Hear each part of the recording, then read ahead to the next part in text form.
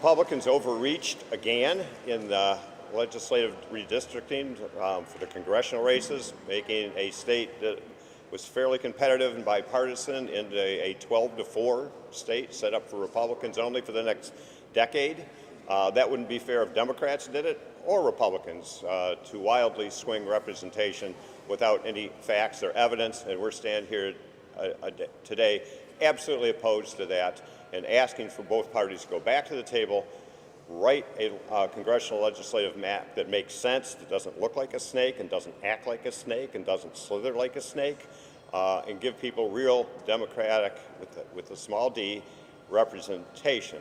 We also are saddled with a financial crisis, as you know, not only in the state but in this county, and as part of the shenanigans, and that's exactly what they are, the shenanigans of the Republican Party, splitting next year virtually into 3 election cycles.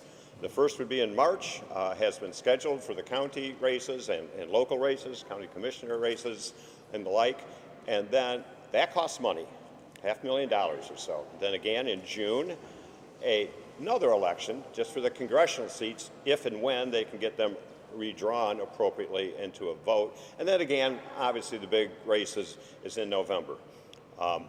By splitting the election cycle into 3 instead of 2 next year, it does a couple things. Number one, it costs this county and costs 2 people in Lucas County more money, according to Ben Roberts, who is the executive director of the Board of Elections here. It'd be at least an additional $500,000 of money that we are not budgeted for, don't have, and can't come up with just yet to run an election that would probably be meaningless. And we all know what it is.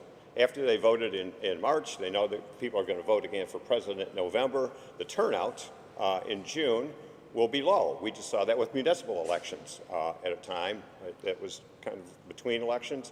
Low turnout, in this case, to me, smells of voter suppression. And they don't want people voting on something that they overreached and is unfair. Classic political trick, have an election where only your people you want to show up, and you can win.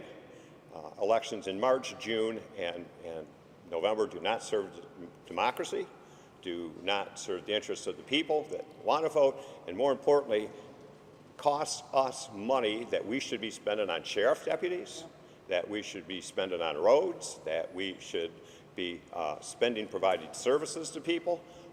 That's a lot of money in my book, and to have a sham election and take that money out of play for the services we're required to provide is wrong.